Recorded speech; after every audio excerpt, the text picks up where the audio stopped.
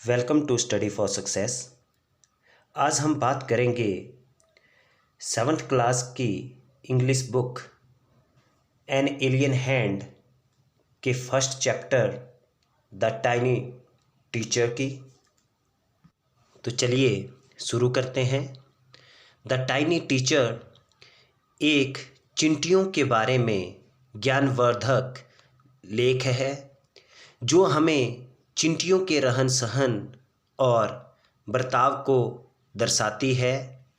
चिंटियां हमारे आसपास रहने वाले जीवों में सबसे छोटी पर बहुत समझदार प्राणियों में से एक है।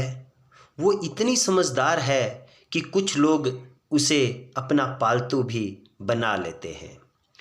चिंटियों के पास एक फीलर या एंटीना होता है जिससे चिंटियां आपस में बात और सूचनाओं का आदान प्रदान करती है।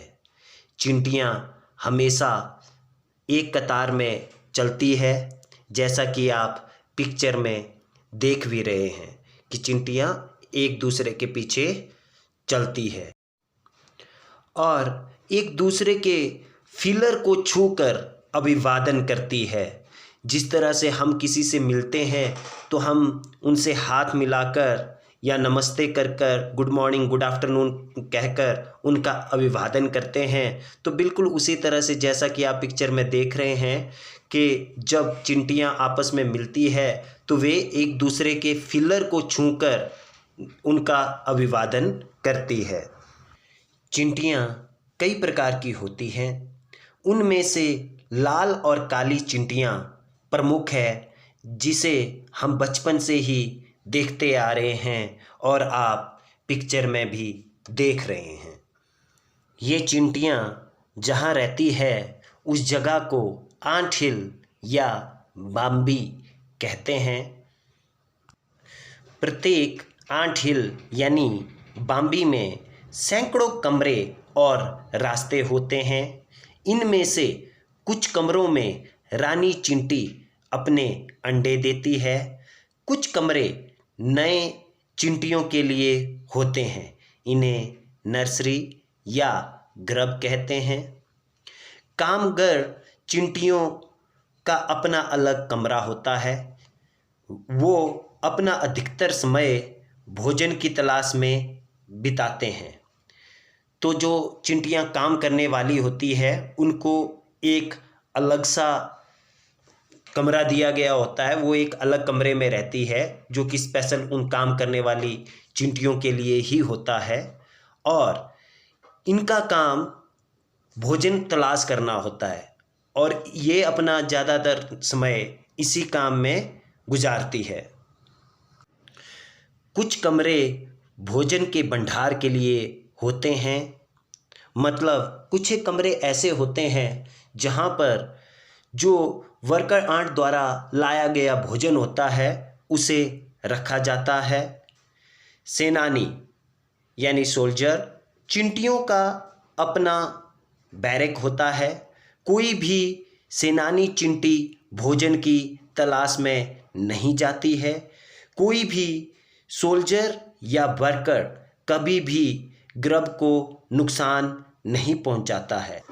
तो जो सेनानी चिंटियां हैं वो काम करने वाली कामगर चिंटियों की तरह भोजन की तलाश में या किसी दूसरे काम में व्यस्त नहीं होती है। और चाहे वो सोल्जर चिंटियां हों या वर्कर चिंटियां हों, कोई भी ग्रब को नुकसान नहीं पहुंचाती है। ग्रब मतलब जो चिंटियों के जो बच्चे हैं उन्हें ग्रब कहा जाता है। तो जो बड़ी चिंटियां हैं वो छोटे बच्चों को यानी ग्रब्स को नुकसान नहीं पहुंचाते हैं। इसी तरह से चिंटियां शांतिपूर्ण जीवन बिताती है। प्रत्येक चिंटियां अपने हिस्से का काम बहादुरी और बुद्धिमत्ता से करती है और आपस में कभी भी नहीं लड़ती है। तो आप देख सकते हैं कि चिंटियों ने किस तरह से अपना काम बांट के रखा हुआ है। कोई खाना ला रहा है, कोई रक्षा कर रहा है। तो इससे हमें उनके मैनेजमेंट का पता चलता है और वो इतना काम होने के बावजूद उसे बहुत बढ़िया तरीके से करते हैं और बड़े शांत ढंग से रहते हैं बिना आपस में लड़े। इन चींटियों की अपनी एक रानी भी होती है और रानी चींटी अपने कॉलोनी की सभी चींटियों की माँ होती है और वो लगभग 15 साल जीती है। उसके 2 पंख होते हैं जिसे वो अपने वेडिंग फ्लाइट के बाद हटा देती है।